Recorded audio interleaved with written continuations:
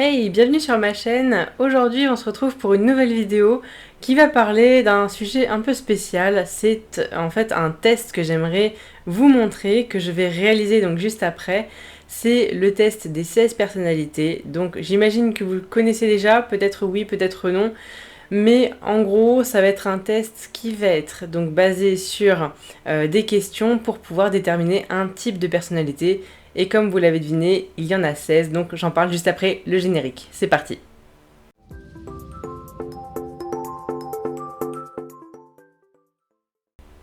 Le test dont je vais vous parler, c'est le Myers-Briggs Type Indicator. Donc ça va être un outil d'évaluation psychologique en fait qui va vous permettre, via une série de questions sur environ 12 minutes, de pouvoir déterminer quel est le type de personnalité que vous avez. Cet outil a été créé donc via une méthode en 1962 par Isabelle Briggs Myers et Catherine Cook Briggs. L'outil d'évaluation MBTI donc, que je vais vous montrer va s'appuyer sur 4 questions pour pouvoir justement connaître un peu la personnalité que vous avez. Et donc on va se baser sur 4 questions différentes à la base pour déterminer des lettres qui vont représenter un type de personnalité à la fin. On va voir la première question qui va être d'où est-ce qu'on tire notre énergie, et donc là ça va nous permettre d'avoir une tendance plus extravertie ou introvertie, donc E ou I. On va voir également la question de comment est-ce que l'on perçoit les choses, donc est-ce que ça va être plutôt côté sensation ou plutôt côté intuition, donc on va avoir la lettre S ou la lettre N. Comment est-ce que l'on prend des décisions, donc soit la pensée, soit le sentiment, donc soit T, soit F, ça ne correspond pas du tout en termes de lettres. Comment est-ce que l'on aborde le monde? Est-ce que c'est plutôt du jugement ou est-ce que c'est plutôt de la perception? Et là, ça va être les lettres J ou P. En fonction de ces 4 questions, en fait, par rapport aux questions qui vont vous être posées dans le test, ça va vous déterminer, en fait, justement, le fait que vous soyez plus introverti ou extraverti, plutôt sur la pensée ou le sentiment, etc., etc. Et en fait, ça va nous déterminer, en fait, 4 lettres qui nous détermineront la personnalité en question. Je vais vous retrouver juste derrière l'écran pour pouvoir réaliser le test de mon côté, tout en commentant. A tout de suite! Alors comme convenu, on se retrouve juste derrière mon écran pour pouvoir justement réaliser le test en question. Le test donc se fait sur le site 16personalities.com/fr, donc pour les personnes francophones. Il me semble qu'il y a une version anglaise de toute façon puisque ce test-là est traduit dans beaucoup de langues. Le site en question donc, se présente comme ceci. Donc on a le test de personnalité, donc on est sur cette page-là. Les types de personnalité, donc ce sera les 16 types dont je vous ai parlé tout à l'heure. On a une page contact et voilà, on voit que ici c'est en français. On peut voir qu'il y a de nombreux langages qui sont utilisés, donc de nombreuses langues, pardon. Et sur le coup, donc si vous avez une préférence en particulier pour le japonais ou l'allemand, vous pouvez naturellement les sélectionner. Nous, on va retourner sur le français pour pouvoir faire donc le test en français. Et on va commencer le test dès à présent. Naturellement, je tiens à préciser tout de même que ce sont mes réponses, elles m'appartiennent et en aucun cas, voilà, vous ne devez faire ce test-là avec forcément ces mêmes réponses et je vous invite à le passer avec vos réponses à vous. C'est parti. Alors, le test de personnalité donc, est gratuit, il dure environ 12 minutes, voilà, l'idée c'est de répondre de la manière la plus honnête possible. Et c'est parti. La première question c'est, vous avez des difficultés à vous présenter à d'autres personnes? Alors j'aurais tendance à dire oui et non, dans le sens où ça m'arrive parfois d'avoir un petit peu de mal, mais en même temps je suis plutôt à l'aise, donc j'aurais tendance à dire je suis pas complètement d'accord, mais en même temps j'hésite entre la première partie, la deuxième pastille verte ou la troisième, sachant que naturellement donc à gauche c'est complètement d'accord, et à droite c'est complètement pas du tout d'accord. Voilà. Je suis plutôt d'accord, on va dire la deuxième pastille, je pense que ce sera une manière la plus honnête possible. Vous êtes si souvent perdu dans vos pensées que vous ignorez ou oubliez votre entourage. Je suis pas trop d'accord, même si ça peut m'arriver, donc je vais choisir la première pastille violette, sachant que celle qui est au milieu, je n'ai pas précisé, mais c'est du neutre en fait, donc ça va être ni oui ni non en fait. Donc pour cette question-là, je vais répondre le pas d'accord, mais première pastille. Vous essayez de répondre dès que possible à vos emails et ne supportez pas d'avoir une boîte de messagerie mal organisée. Je rigole parce que concrètement, ça m'arrive parfois d'avoir un peu la flemme de répondre à des messages, notamment type messagerie email, parce que j'ai vraiment pas envie. Alors il y a certaines boîtes, j'ai plusieurs boîtes mail, voilà, et il y a certaines boîtes mail que, non pas que je laisse à l'abandon, mais je réponds, mais quand c'est vraiment obligé en fait. Et j'aurais tendance à dire, je ne réponds pas dès que possible. Sauf si je vois quelque chose de très intéressant, mais c'est rarement le cas. Voilà. Donc, vous essayez de répondre dès que possible à vos emails et ne supportez pas d'avoir une boîte de messagerie mal organisée. Oh, je suis pas vraiment d'accord, hein. Mais je suis pas du tout d'accord. Donc on va choisir la deuxième pastille. Vous avez des facilités à rester sereine et concentrée, même lorsque certaines situations donnent lieu à une certaine pression. Je suis plutôt zen de manière générale. Après, même s'il y a de la pression, je peux rester sereine et concentrée. Après, de là à être 100% sereine et concentrée sur une situation qui est en mode pression, je pense que j'aurais peut-être du mal, mais je vais quand même choisir la deuxième pastille parce que je suis pas 100% d'accord, mais je suis plutôt d'accord. Habituellement, vous ne lancez pas les conversations. Je suis pas trop d'accord parce que ça m'arrive quand même de lancer pas mal de choses. Après, je peux me tromper naturellement, mais à mon sens, je peux lancer des conversations. Je sais pas concrètement s'il précise en groupe ou pas en groupe, parce que quand je suis toute seule avec quelqu'un, juste en face à face, ça dépend beaucoup en fait de la personne. Si c'est en groupe, ça dépend aussi beaucoup. J'aurais tendance à dire oui, mais attention. Donc je vais prendre plutôt la troisième pastille verte, donc la plus orientée vers le neutre, pour éviter de dire que je suis complètement d'accord, mais je suis pas d'accord non plus. Vous entreprenez rarement des actions par simple curiosité. Alors non, c'est faux parce que concrètement, je suis très curieuse, j'aime beaucoup découvrir les choses, j'aime beaucoup apprendre des choses, de nouvelles choses aussi, et concrètement, je suis plutôt pas d'accord, même si je suis pas complètement pas d'accord, mais je préférerais la deuxième pastille. Voilà, le test se fait sur plusieurs pages, donc on a naturellement un bouton suivant qui va nous apporter donc les questions sur une deuxième page. Donc là, vous voyez, au-dessus, on est à 10% du test. Là, je commente, donc naturellement, ça va durer un peu plus de 12 minutes, mais voilà. Vous vous sentez supérieur aux autres? Alors, pas du tout. Non, pas du tout. Je considère pas ça logique de se sentir supérieur à quelqu'un d'autre, ou à d'autres personnes. Pour vous, être organisé est plus important qu'être flexible. Je suis assez mitigée parce que j'aime beaucoup l'organisation, mais je me dis qu'être flexible, c'est quand même très important parce que bon, on peut jamais être adaptable, flexible avec d'autres personnes si on fait pas un minimum d'efforts. Je dirais que c'est pas plus important, mais c'est aussi important, donc je dirais même neutre, parce que je vois pas pourquoi je serais plus d'accord d'être organisé plutôt que flexible, et pas d'accord non plus. Non, je vais rester neutre. Vous êtes généralement très motivé et plein d'énergie. Alors, de base, oui, effectivement, je le suis. Après, il y a toujours des événements dans la vie qui nous permettent parfois de ne pas forcément être à 100% sur la motivation et l'énergie. J'ai des moments de down, j'ai des moments de up. Donc après, est-ce que je suis généralement très motivée et pleine d'énergie? J'aurais tendance à dire oui, mais pas tout le temps non plus. Donc, je vais prendre la deuxième pastille verte. Donc, je suis d'accord, mais pas à 100%. Voilà. Gagner un débat vous importe moins que d'avoir la certitude que personne n'est contrarié. On la refait. Gagner un débat vous importe moins que d'avoir la certitude que personne n'est contrarié. Est-ce que ça m'importe moins de gagner un débat? Hop, j'ai un cheveu qui se balade.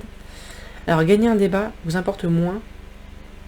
Alors, c'est vrai, oui, effectivement. Ça m'intéresse pas déjà de gagner des débats. Pour moi, un débat... Déjà, j'aime pas les débats.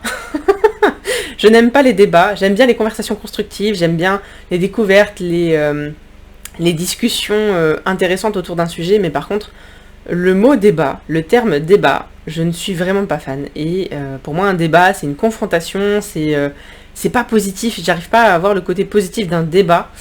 Même si je sais que, bien sûr, il y en a. Parce que y a beaucoup de débats qui se font sur Terre, donc voilà, à un moment donné, il faut quand même se résigner au fait que ça peut être positif quand même dans un sens. Gagner un débat vous importe moins que d'avoir la certitude que personne n'est contrarié. Alors, j'ai toujours un bug, hein. Je suis désolée.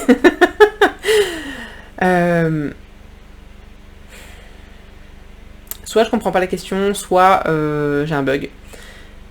Est-ce que gagner un débat m'importe plus que d'avoir la certitude que personne n'est contrarié? Non. Donc ça veut dire que je suis d'accord sur le fait que gagner un débat m'importe moins. Ouais, effectivement.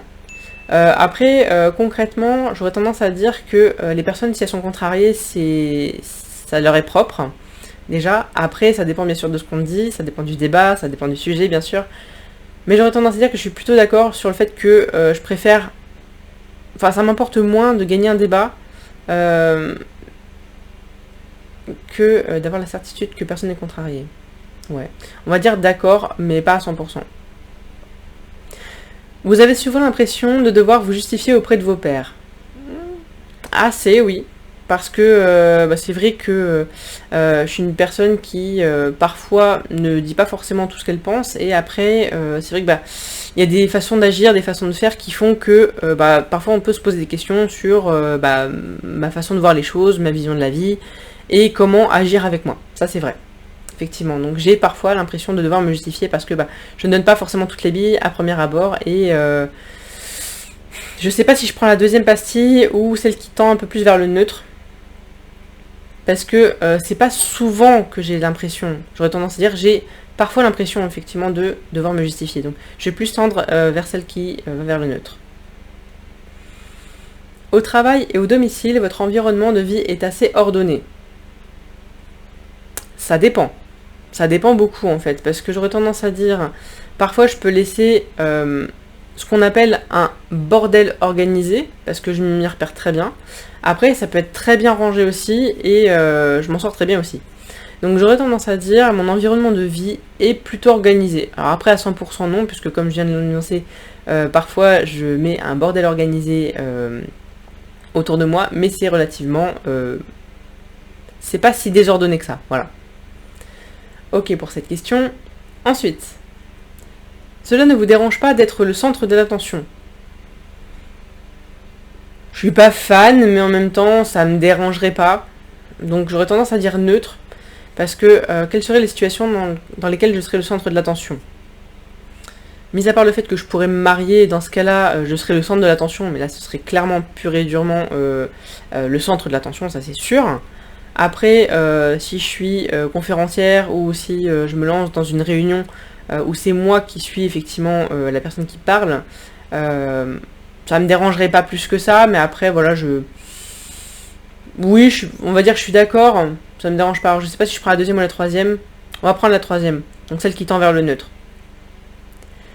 Vous considérez votre esprit comme plus pratique que créatif?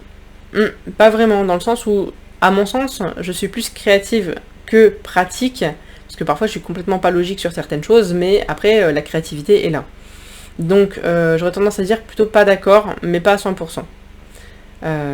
Ouais. Les gens peuvent rarement vous contrarier. Non, c'est faux, ils peuvent me contrarier. Donc plutôt pas d'accord, mais pas à 100%, parce que c'est pas parce qu'une personne va me lancer une pique ou quelque chose de négatif que je vais forcément me contrarier. Voilà. Vos itinéraires de voyage sont généralement planifiés à l'avance. Ah oui, j'aime bien ça. Concrètement, le GPS, c'est mon meilleur ami en voiture. J'aime beaucoup savoir comment je planifie mes voyages, comment je vais quelque part. Soit je vérifie toutes les étapes, soit je regarde vraiment concrètement comment s'organise un voyage de A à Z. Mais j'aime beaucoup planifier les éléments à l'avance. Que ce soit les voyages, les itinéraires de voyage ou autre chose. Donc oui, plutôt d'accord, même très d'accord. J'aime bien planifier, j'aime bien être organisé à ce niveau-là. Vous avez des difficultés à ressentir de l'empathie pour les sentiments des autres? Non, pas vraiment, parce que, à mon sens, je pense avoir de l'empathie, je pense être capable de ressentir justement ce que pensent les autres ou ce que ressentent les autres. Pas ce que pensent les autres, plutôt ce que ressentent les autres. Parce que après, ça se voit en fonction du visage, en fonction de la façon d'être, la façon de parler, la façon d'avoir cette intonation de voix qui fait que parfois si c'est un peu tremblotant, voilà, on sait que c'est pas forcément très positif non plus. Sauf si c'est une grande joie, mais j'ai jamais entendu personne qui tremblotait de la voix si elle était joyeuse. Dites-moi, je sais pas. Donc non, je n'ai pas vraiment de difficulté. Après, je dis pas que je suis empathe à 100%, sachant qu'il y a plusieurs niveaux d'empathie. Votre humeur peut changer très rapidement. Oui, ça arrive. Effectivement, ça arrive. Mais peut changer très rapidement. Oui, c'est vrai, c'est le cas. Après, ça peut être parfois en crescendo, donc j'aurais tendance à dire deuxième pastille verte. Mon humeur peut changer très rapidement. Oui, ça peut arriver, mais pas tout le temps. Ok, suivant. Au cours d'une discussion, la vérité doit passer avant la susceptibilité de chacun. Je suis assez mitigée là-dessus. Effectivement, bien sûr, la vérité est très très très importante. Après, moi j'aime pas dire les choses sachant qu'une personne peut être susceptible derrière. J'aime bien mettre un peu de tact dans ce que je dis et dans ce que je dois faire passer, même si je dois dire quelque chose de vrai, mais de blessant par exemple, j'aimerais bien mettre un peu plus de tact que si j'y allais comme ça, du tac au tac. Donc j'aurais tendance à dire oui, effectivement la vérité doit passer avant la susceptibilité, mais j'y mettrai beaucoup de tact.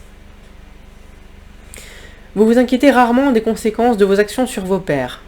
Non, pas vraiment, dans le sens où quand je fais quelque chose, j'aime bien me dire que j'aimerais pas trop qu'il y ait de conséquences négatives derrière, même si je sais que ça peut arriver de temps en temps. Ça n'arrive pas tout le temps, bien sûr, heureusement. Mais je m'inquiète quand même, effectivement, de ce qui peut arriver derrière. Donc c'est pas que je m'inquiète rarement, non, je suis pas d'accord avec cette phrase. Mais après, est-ce que je prends la deuxième pastille ou est-ce que je prends la pas du tout d'accord? Non, je suis vraiment pas d'accord en fait avec cette question-là, avec cette phrase-là. Je m'inquiète pas rarement, non, je suis pas d'accord. Votre style de travail s'approche plus de pics d'énergie aléatoires que d'une approche méthodique et organisée. Ah, je suis assez mitigée parce que, en fait, je fais les deux. J'aime bien parfois avoir des pics d'énergie en mode je m'y mets à fond, je suis très focus, je suis très à fond dans ce que je fais. Et parfois, je peux mettre un peu plus de temps et être organisée, être méthodique pour pouvoir justement bien faire certaines choses, certaines autres choses. Donc j'aurais tendance à dire je suis neutre parce qu'en fait j'utilise les deux. Mais j'utilise peut-être plus l'approche méthodique et organisée. Parce que j'aime bien quand c'est carré et plat. Donc non, plutôt pas d'accord, mais la première pastille, plus proche du neutre parce que je fais les deux, mais je suis plus sur une approche méthodique et organisée.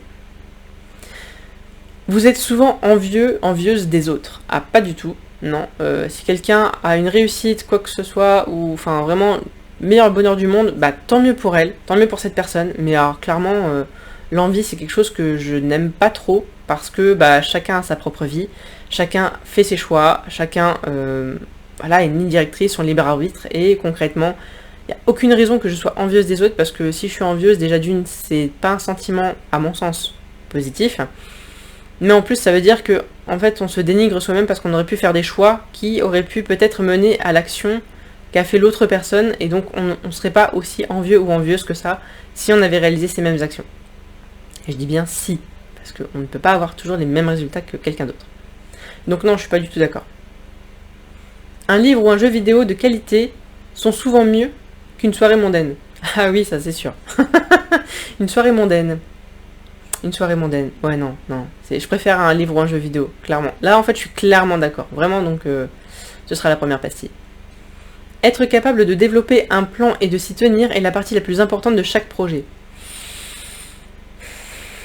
Oui et non. J'aurais tendance à dire non, dans le sens où... alors, je serais plutôt sur le neutre ou le pas d'accord, première pastille, parce que même si on est capable de développer un plan et de s'y tenir...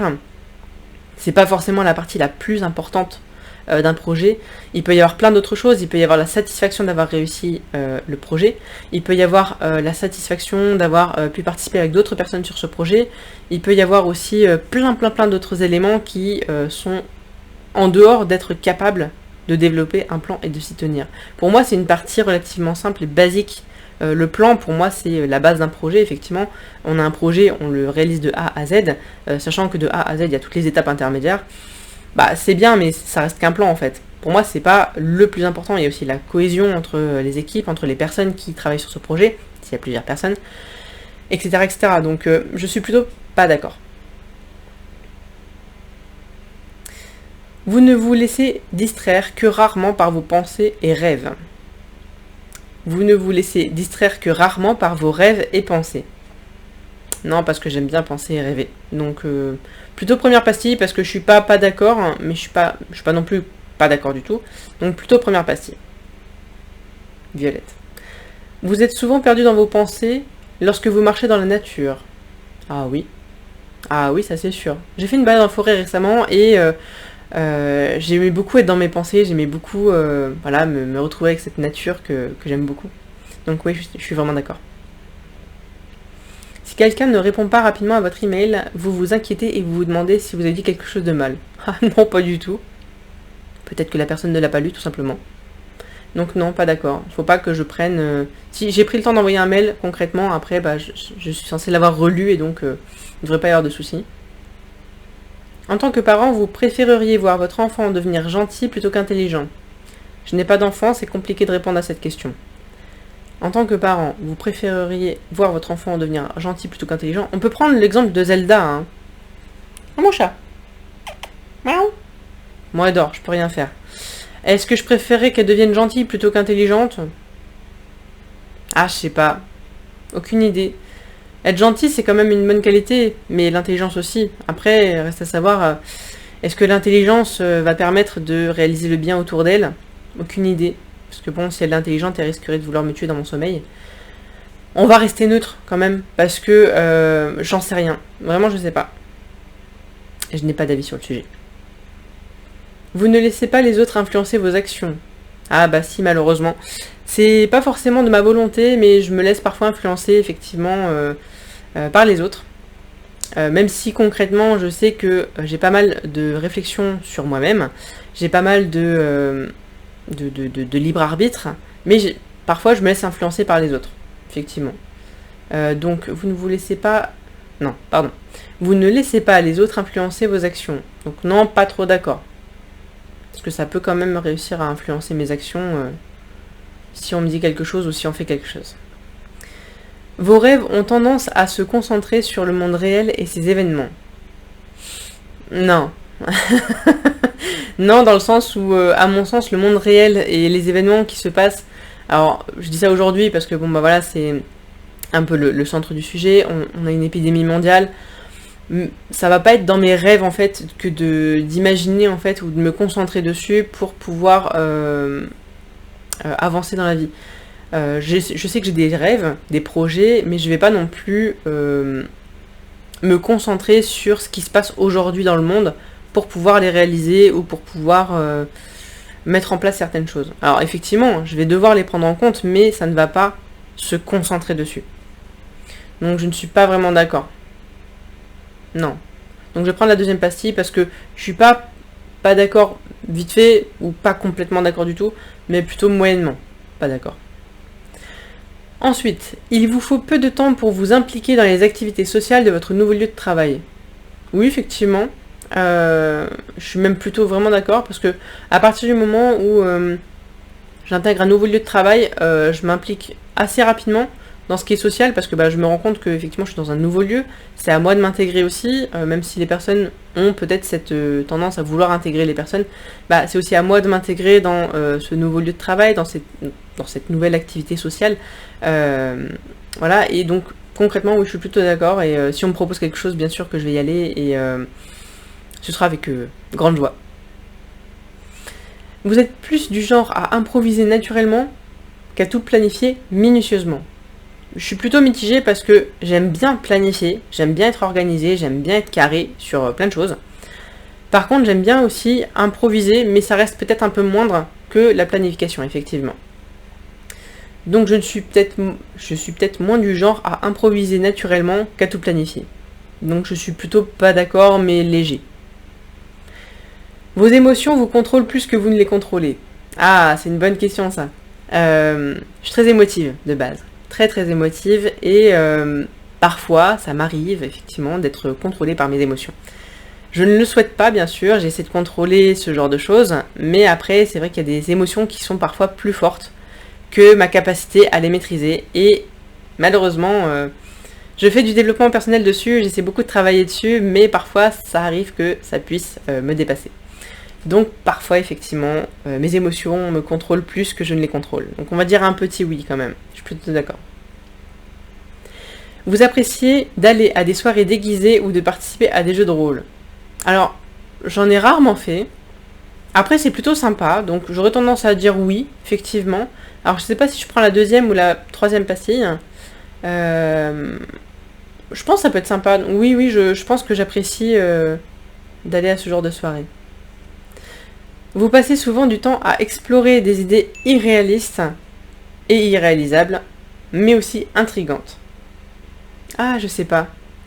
Parce que je me dis, en fait, je suis plutôt terre à terre de base, mais après, explorer des idées irréalistes et irréalisables, ça m'embête un peu parce que je sais très bien que c'est pas possible. Et moi, j'aime bien imaginer des choses, penser à des choses qui sont réalisables. Par contre, intrigante, oui, je suis très très portée sur le sujet parce que j'aime bien toutes les découvertes, tout ce qui est intrigant, tout ce qui est des découvertes, voilà. Par contre, des idées irréalistes et irréalisables, non, je ne passe pas souvent du temps à explorer. Ça m'arrive parfois, mais ça reste très très rare. Donc j'hésite entre la deuxième ou la troisième pastille violette, dans le sens où je suis pas d'accord. Mais est-ce que je suis vraiment pas du tout d'accord? On va donner la deuxième, dans le doute. Vous préférez improviser que passer du temps sur la construction d'un plan détaillé? Ça rejoint une question de tout à l'heure, j'ai l'impression. Est-ce que je préfère improviser plutôt que de faire un plan détaillé? J'aime beaucoup les plans détaillés parce que, comme je vous l'ai dit, je suis très carré, j'aime bien être logique et organisé. L'improvisation, j'aime bien. Par contre, je ne préfère pas improviser plutôt que d'avoir un plan détaillé. Même si ça m'arrive d'improviser, mais je suis plutôt pas d'accord, mais en léger. Ok, suivant. Vous êtes une personne relativement calme et réservée? Oui, c'est vrai. Je suis plutôt calme, nature calme. Réservée, oui aussi. Donc je suis plutôt même très d'accord. Si vous aviez une entreprise, vous trouveriez difficile de licencier des employés loyaux mais qui n'atteignent pas leurs objectifs. Ouais, j'avoue, c'est un peu compliqué parce que je me dis, même s'ils sont loyaux, ces employés-là, ils atteignent peut-être pas leurs objectifs, mais en même temps, je pense que si je les ai recrutés et que je dois les licencier, j'ai tout de même un affect par rapport à la personne en question. Moi, je vois aussi l'humain, le côté humain, très humain. Donc ça va être un peu compliqué, mais en même temps, s'ils atteignent pas leurs objectifs, peut-être qu'il va y avoir un premier rappel, un deuxième rappel, attention, les objectifs. Mais après, de toute façon, je n'aurai pas le choix que de devoir les licencier si je dois vraiment le faire. Mais j'aurai un petit pincement au cœur quand même. Donc, je vais trouver ça un peu difficile quand même. Donc, je sais pas si je prends la deuxième ou la troisième. Ah, je sais pas. On va dire oui, la deuxième. Je suis pas complètement d'accord parce que je sais que de toute façon, s'ils atteignent pas leurs objectifs, il va falloir faire quelque chose.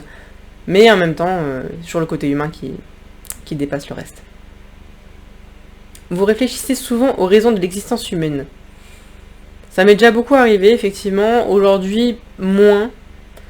Donc, je vais pas dire que je réfléchis souvent, mais je vais pas dire que j'y réfléchis pas, donc je vais rester neutre. La logique est généralement plus importante que les sentiments lorsqu'il s'agit de prendre des décisions importantes. Alors j'aurais tendance à dire oui, parce que concrètement, si on prend des décisions importantes sur des sentiments, c'est risqué quand même. Hein. Je pense qu'effectivement la logique est plus importante, mais en même temps les sentiments ne devraient pas être épargnés non plus. Donc à mon sens, je suis d'accord, mais faut faire attention. Je suis pas complètement d'accord à 100%. Il est plus important de maintenir un choix de possibilités ouvert plutôt que d'avoir une liste de choses à faire. Alors je suis fan des to-do lists, des listes de choses à faire, des listes quoi. J'adore les listes, mais par contre, je trouve que c'est quand même très important d'avoir un champ des possibles plus ouvert que juste une liste. Pour moi, une liste de choses à faire, c'est modulable, c'est modifiable, on peut vraiment faire plein de choses avec. Et pour moi, effectivement, il est plus important de maintenir un choix de possibilités ouvert pour avoir justement un maximum de possibilités plutôt qu'une liste de choses à faire. Donc oui, je vais même dire que je suis complètement d'accord. Si vos amis sont vraiment tristes à propos d'une situation, vous êtes plus susceptible de leur offrir un soutien émotionnel que de leur suggérer des solutions aux problèmes.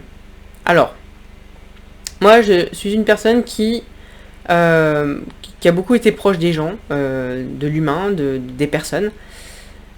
J'aime pas vraiment suggérer des solutions. Je préfère que les personnes réfléchissent par elles-mêmes, mais même si elles sont vraiment tristes, Je sais que c'est dur à dire, mais je préfère qu'elles trouvent elles-mêmes leur propre solution, même si on discute ensemble, elle et moi, plutôt que ce soit moi qui dise, bah voilà, t'as telle solution. Ça m'arrive de le faire quand même, mais je préfère tout de même que les personnes arrivent à trouver leur solution par elles-mêmes. Et d'ailleurs, ça fait partie aussi de mon rôle de coach. Je suis coach de vie et hypno-coach. Je suis plus dans l'optique de faire trouver les solutions aux problèmes à mes clients plutôt que de leur suggérer des solutions. C'est clairement une vision plus constructive, à mon sens, de l'humain. Parce que si on donne à une personne qui a faim un poisson et qu'on lui apprend pas à pêcher, elle risque pas de savoir pêcher un jour. Donc autant qu'elle trouve elle-même ses solutions. Donc sur le coup, je suis plus susceptible de leur offrir un soutien émotionnel, je suis complètement d'accord. Suivant. Vous vous sentez rarement inquiète. Ouais, je me sens rarement inquiète, effectivement. Ça m'arrive de l'être parfois, donc je vais plutôt prendre la deuxième pastille verte. Mais je suis rarement inquiète, ouais, effectivement. De manière générale. Vous n'avez aucune difficulté à établir un programme personnel et à vous y tenir. Ça dépend pourquoi. Programme personnel, qu'est-ce qu'on entend par là? Ça peut être sur tout, ça peut être sur le plan social, le plan amical, le plan personnel.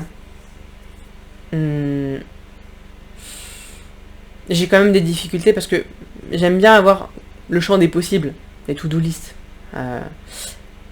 J'ai quand même des difficultés, donc j'aurais tendance à dire première pastille violette, même si concrètement je pourrais mettre neutre, mais je préfère dire qu'il y a quand même une petite difficulté.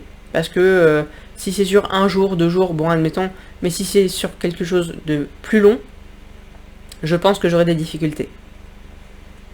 En travail d'équipe, il est plus important d'avoir raison que d'être coopératif.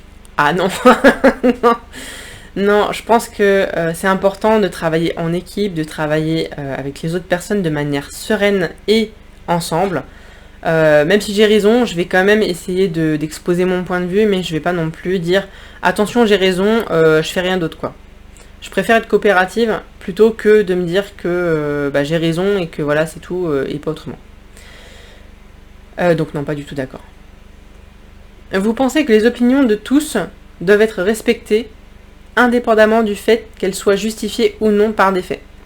Alors oui, pour moi, le respect est très important. Quelles que soient les personnes avec qui on discute, quelles que soient les situations dans lesquelles nous sommes, à mon sens, il devrait toujours y avoir du respect entre les êtres humains. Les opinions de tous, effectivement, doivent être respectées. Parce que même si c'est une personne un peu méchante, même si ce sont des équipes un peu mauvaises, ou enfin je sais pas, mauvaise foi, ou ce que vous voulez, en termes négatifs, à mon sens il devrait toujours y avoir du respect. Au bout d'un moment donné ça risque de clasher peut-être, mais à mon sens il devrait toujours y avoir du respect. Donc toutes les opinions pour moi doivent être respectées. Votre énergie est multipliée si vous avez passé du temps avec un groupe. Ça dépend du groupe. Si bien sûr le groupe a une énergie, une ambiance positive, effectivement je vais avoir une énergie qui est multipliée. Sachant que de base, je déborde d'énergie, j'ai toujours beaucoup d'énergie.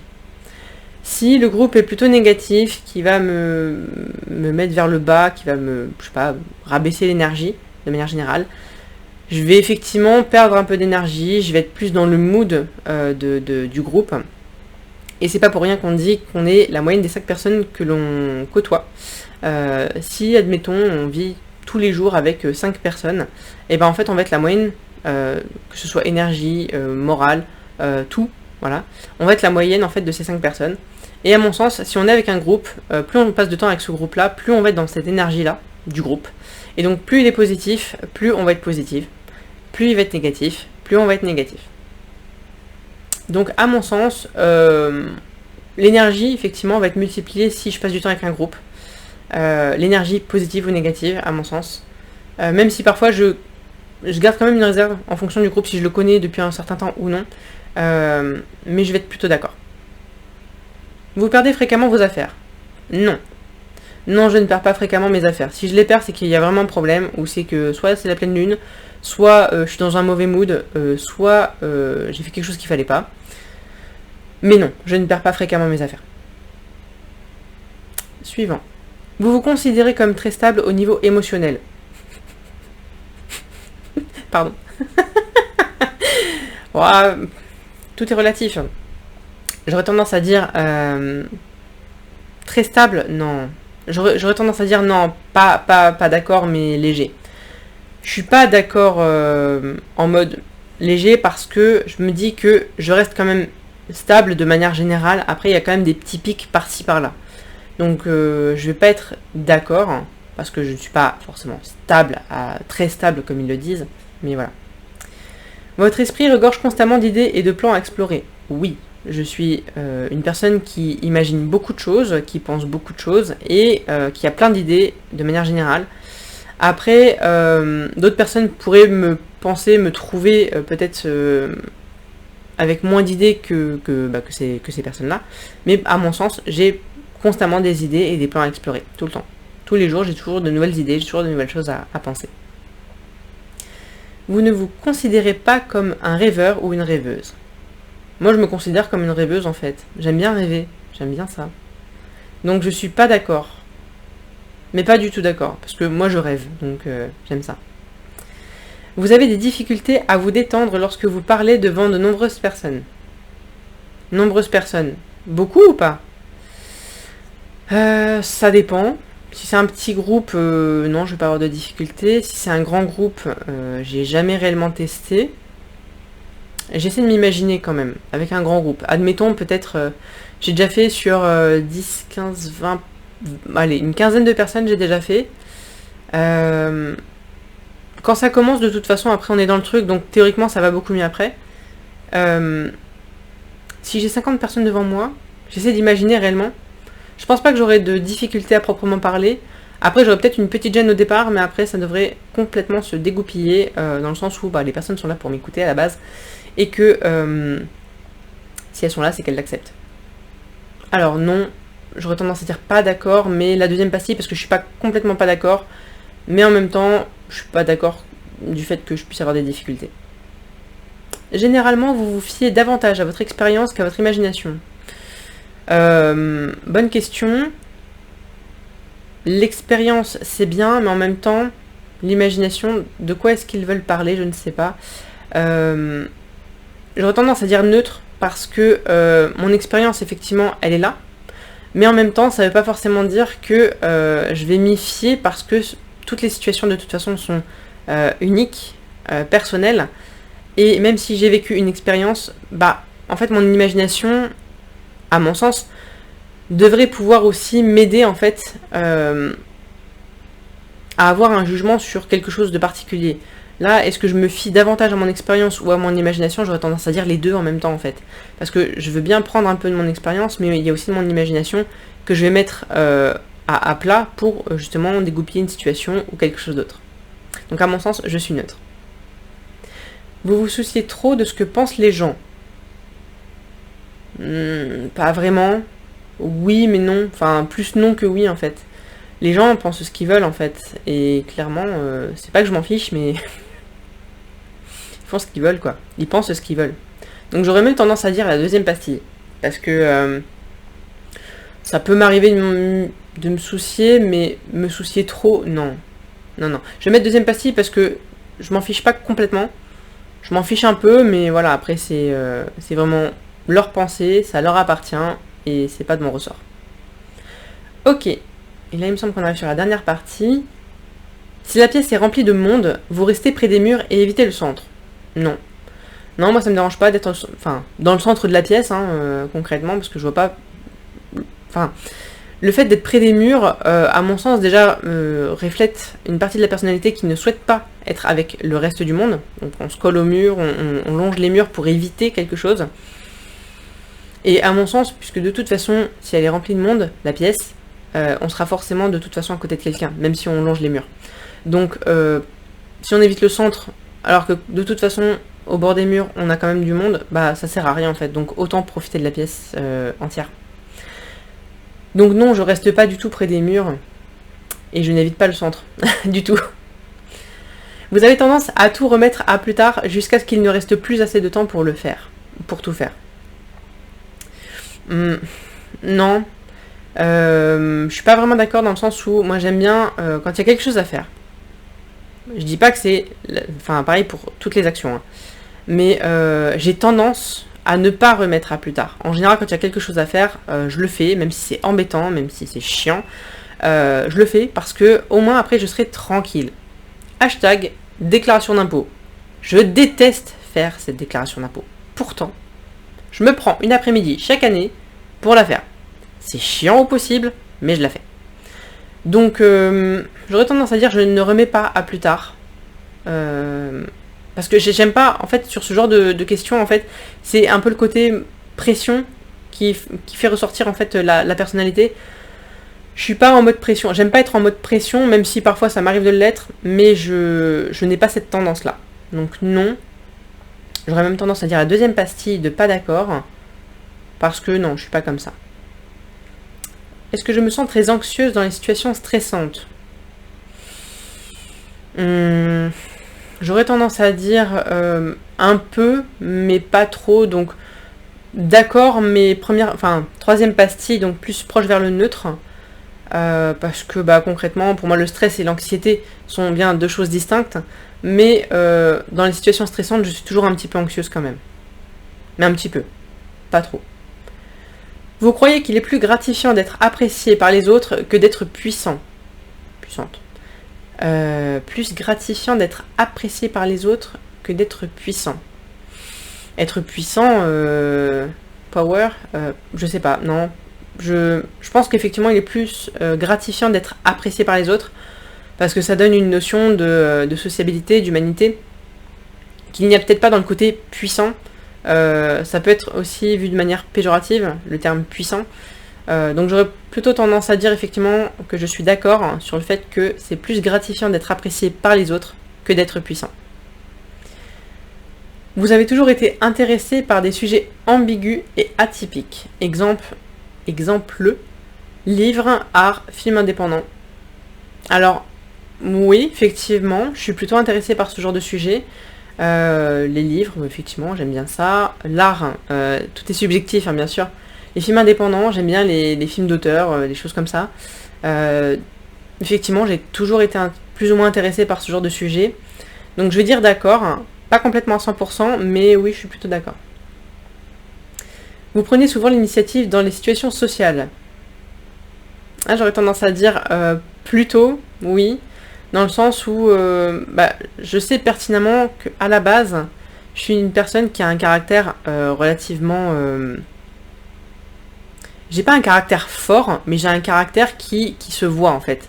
Donc dans les situations sociales, je sais que si je me lance à faire quelque chose, les autres vont suivre en fait. Et non pas que ça s'apparente en termes de leader, mais ça peut être perçu comme ça.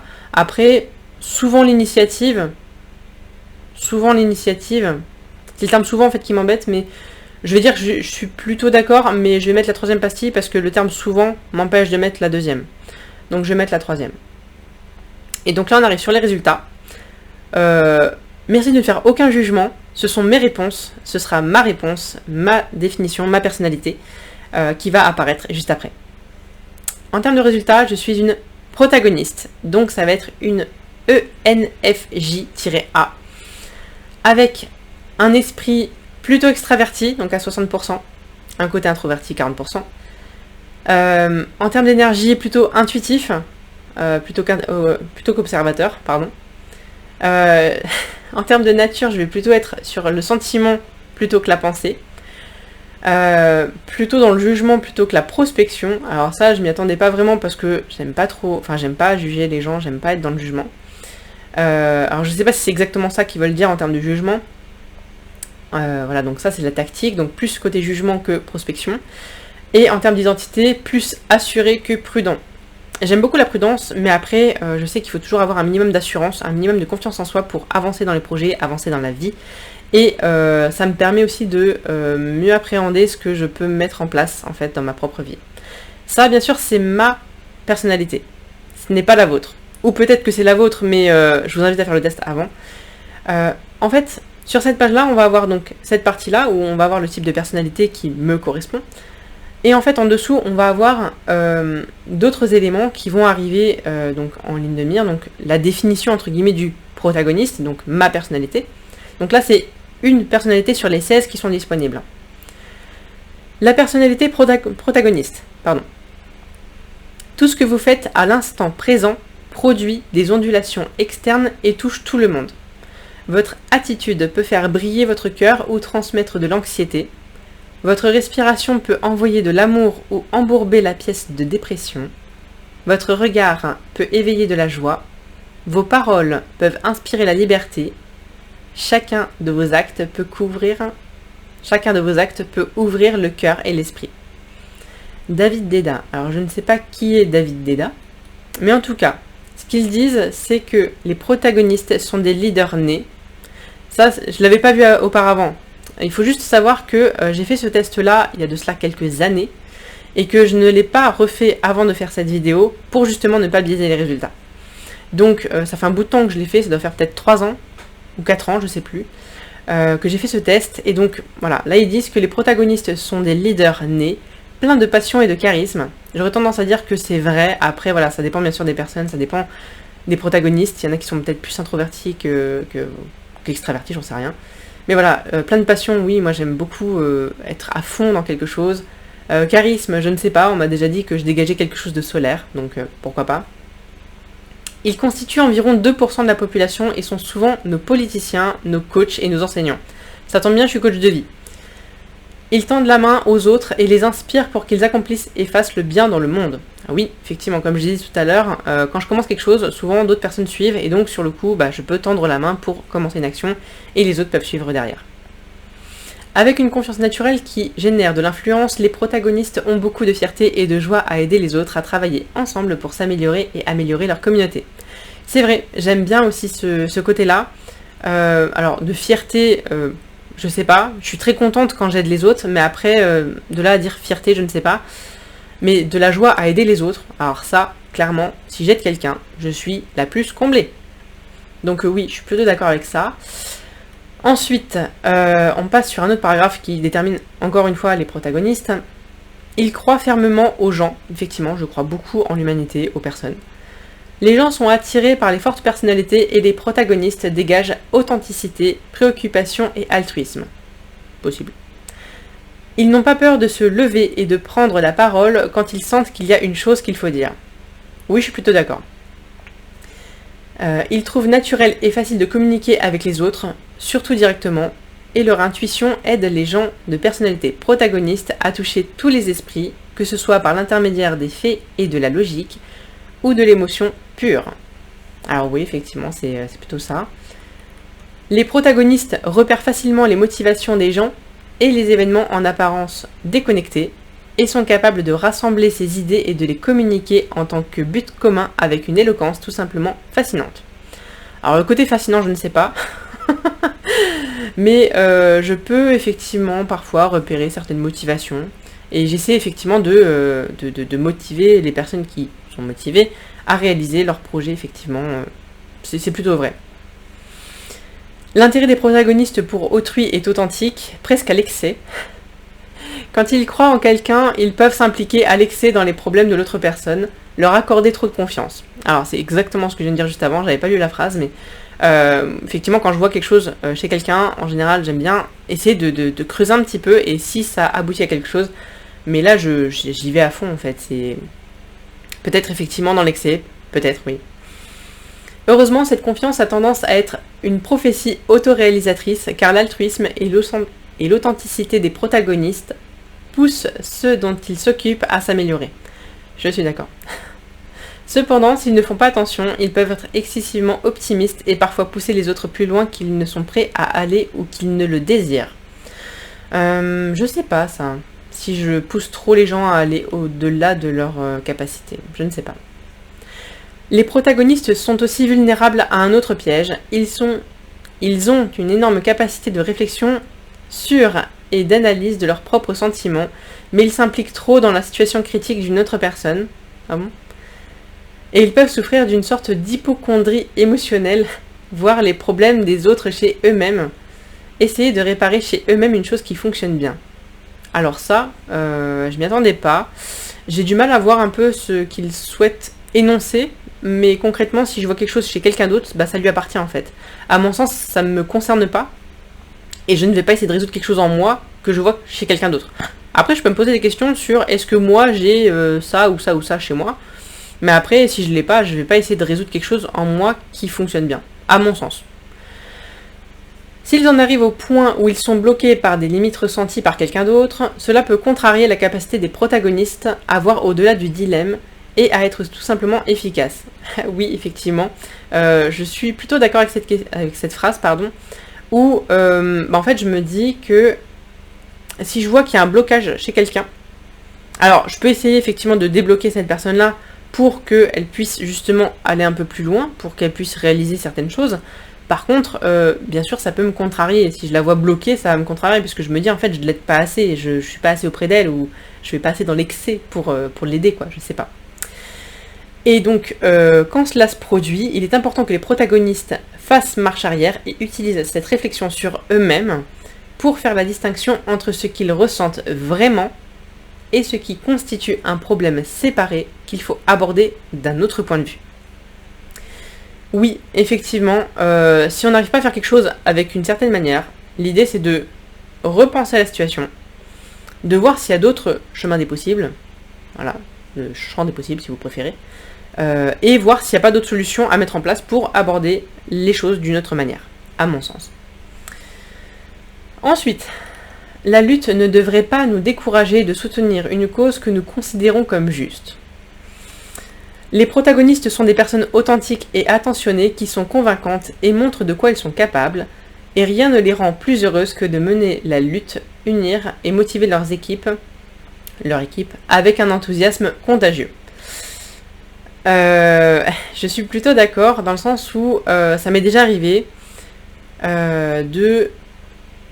d'être assez convaincante sur certains points, certaines choses, et de motiver en fait d'autres personnes, non pas à faire comme moi, mais à plutôt suivre une idée que j'avais peut-être pu lancer. Et j'ai un enthousiasme tellement extraverti, j'aurais tendance à dire, mais je sais pas si ça se dit.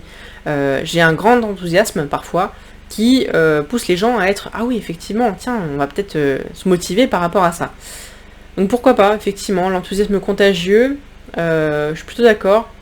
Et une fois, on m'a déjà dit que qu'il fallait que j'arrête d'être trop enthousiaste, parce que j'étais trop contente, j'avais trop de bonheur, j'avais trop de choses à partager. Et on m'a dit mot pour mot, arrête, tu pues avec ton bonheur. On m'a déjà dit ça. J'en faisais trop, peut-être, j'en sais rien, mais en tout cas, j'étais tellement bien à ce moment-là que je voulais effectivement peut-être partager ce sentiment, et en fait, ça a mal été pris par une personne, et c'est pour ça qu'elle m'a dit ça. Je l'ai pas mal pris sur le coup, j'ai tiqué un peu, mais sans plus. Ensuite, les gens de personnalité protagoniste sont des altruistes passionnés, parfois même trop, oui. Et il est improbable qu'ils aient peur de prendre les armes pour défendre les gens et les idées en lesquelles ils croient. C'est vrai. Il n'y a rien d'étonnant à ce que beaucoup de protagonistes célèbres soient les présidents des USA, car ce type de personnalité veut montrer la voie vers un avenir plus brillant, que ce soit en menant une nation à la prospérité ou en apportant une victoire âprement disputée à leur petite équipe de championnat de softball. J'aurais tendance à dire je n'ai pas la prétention d'être présidente, loin de là. Peut-être effectivement montrer une voie effectivement vers un avenir plus brillant, enfin quelque chose de plus sympa que ce que l'on peut vivre peut-être un instant I, pour ceux qui disent instant I. Mais après, je vais pas non plus forcer les gens à suivre une certaine voie plutôt qu'une autre, parce que chacun, comme je l'ai dit tout à l'heure, a son libre arbitre, et à mon sens, chacun doit prendre ses émotions, ses sentiments en compte, enfin tout. Et moi, je montre peut-être certaines choses, voilà, mais après, je vais pas non plus forcer les gens. Strengths and weaknesses. Donc là, on a les forces et les faiblesses, je vais juste regarder ça après. Dans les protagonistes célèbres, donc le type de personnalité que j'ai, on a Barack Obama, Oprah Winfrey, John Cusack, Ben Affleck, Mala Yousafzai, j'espère que je le prononce bien, Sean Connery, on a Jennifer Lawrence, Maya Angelou, Daenerys Targaryen, Morpheus, Elizabeth Bennet, The Oracle, Skylar White, oui. Oh non, oh non, non, je voulais pas. Je suis pas très fan de ce personnage. Laurel Lance, ouais, bof. Isobel Crowley, j'ai pas vu cette série. Cillian Booth, admettons. Et après, la page est terminée. Donc on va aller sur les forces et les faiblesses. Copy of your results, no thanks. Les protagonistes, donc, alors, est-ce que c'est en anglais complet ou pas? Ouais, je vais faire un petit résumé. Je ne suis pas bilingue, mais ça m'arrive de comprendre un petit peu l'anglais. Alors, réceptive. Alors, effectivement, j'ai des opinions relativement fortes.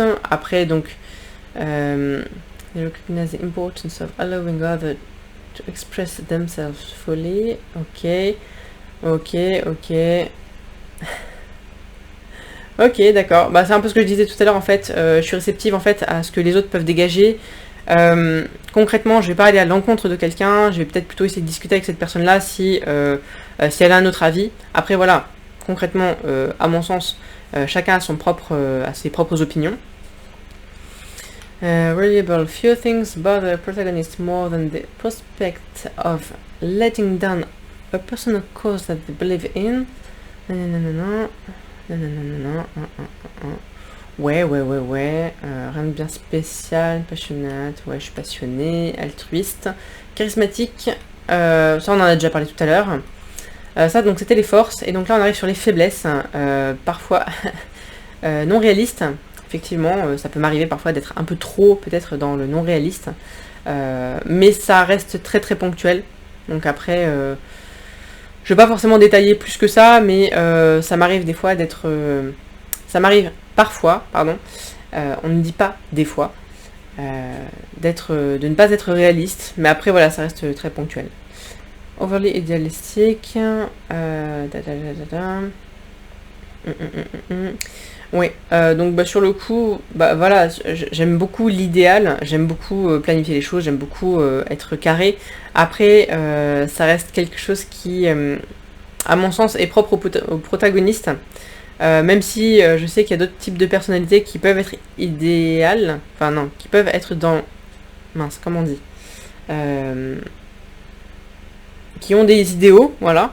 Après, je pense pas que ce soit un mal non plus, mais ça peut effectivement porter préjudice, je pense, aux personnes qui l'ont. Condescendant, ah d'accord, ok.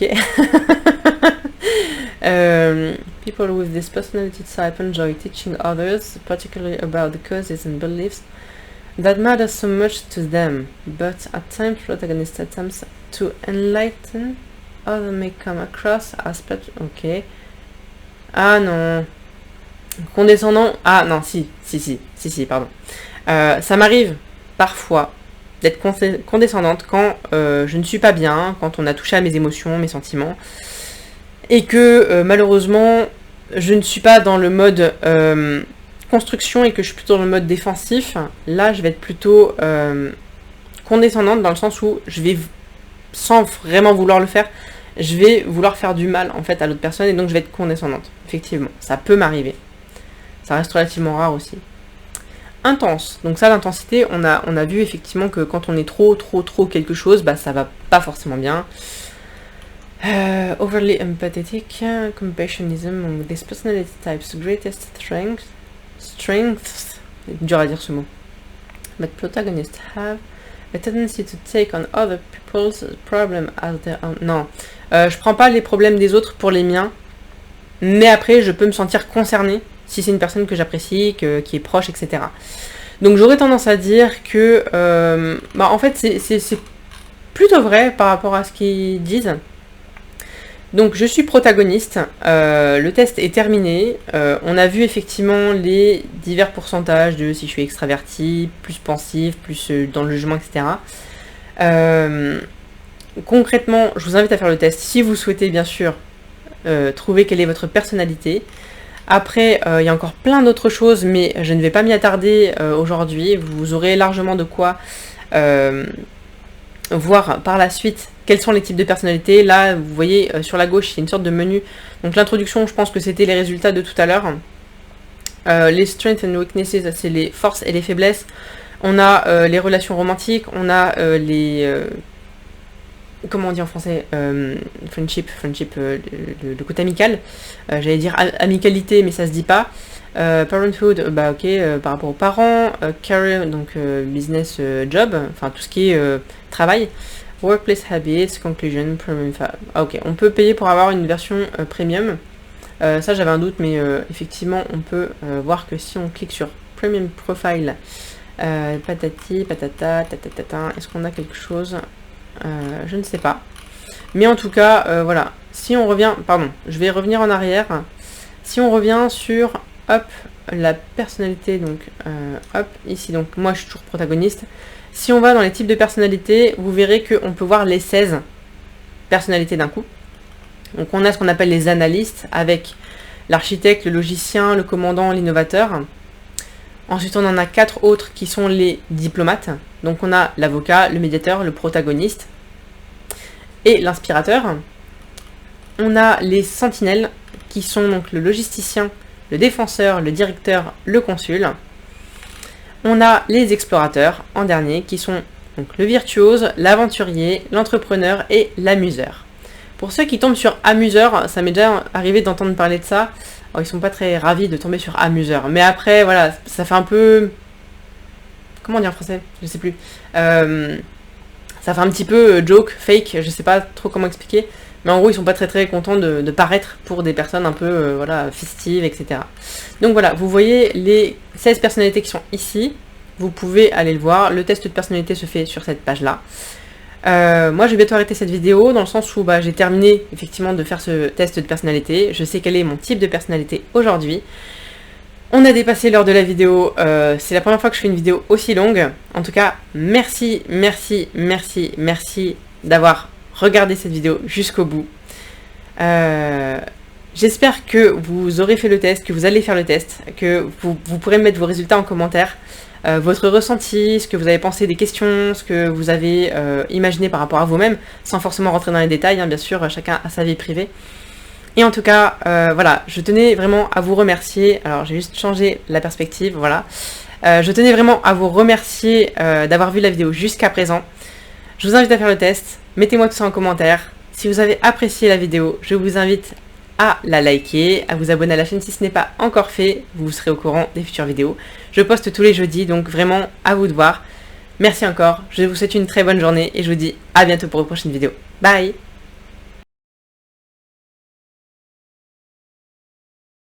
Je crois que je me suis fait mal. Je saigne. On va mettre de l'aloe vera. Ah! J'appuie, ça fait mal.